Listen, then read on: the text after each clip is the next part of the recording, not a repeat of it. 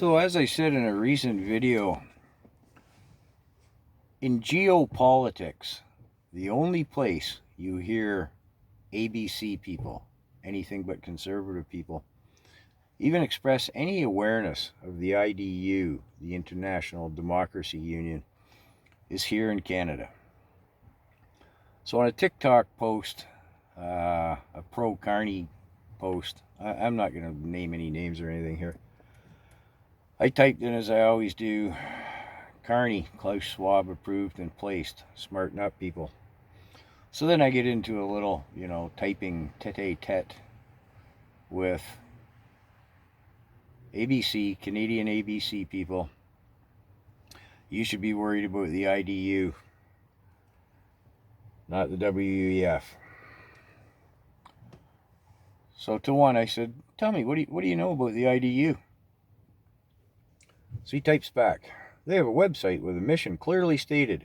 They wish to unite conservative governments worldwide and assist in getting them elected. Oh, terrible. That just sounds frightening. Huh. That conservatives on a global level would be in alignment with conservative politics. Oh. But do they, like the WEF, the World Economic Forum, do they talk about a new world order? Do they talk about one global governance? Do they have any sustainable development goals? My favorite of the WEF's sustainable development goals is the one where conventional farming is not sustainable. It must cease and alternative protein sources must be considered. That's one of my favorites. Now, do the IDU members head the WHO, the IMF, the World Bank, NATO, the UN,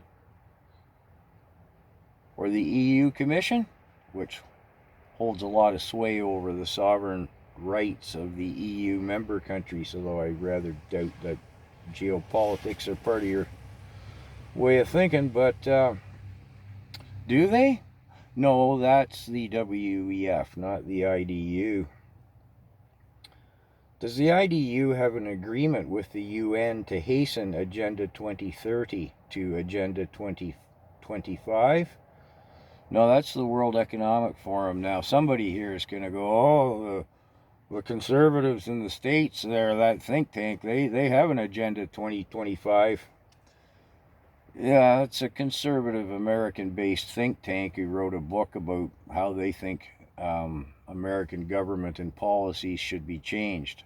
There's no agreement with the UN to hasten, and there is no agenda. Does the IDU hold annual meetings? No, last time I looked, they have one about every 3 years, and whoever attends, and whoever doesn't, and I don't know what they talk about. And which outfit has more members and more money? Well, the World Economic Forum has graduated, is it 4,300 or 4,500 Young Global Leaders Program graduates since 1993 alone. And they got a lot more money than the IDU.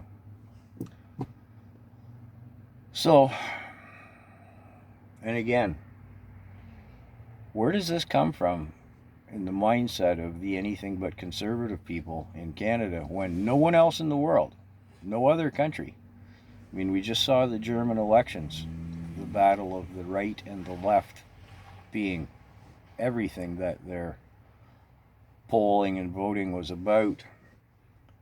I never heard a whisper of the IDU mentioned, nor in France, nor in Italy, nor in the UK, nor in any of the European. I don't hear it anywhere but in Canada. So who, you might ask yourself, you ABC people, who is sowing this little brainworm into your mind? Could it be the Behavioral Insight Team's nudge unit headquartered in Ottawa, headed by Sasha Tregaboff, who's a Young Global Leaders graduate? And if you look into that nudge unit, you'll see the WEF's logo at some point. If you dig that deep, I don't think you will.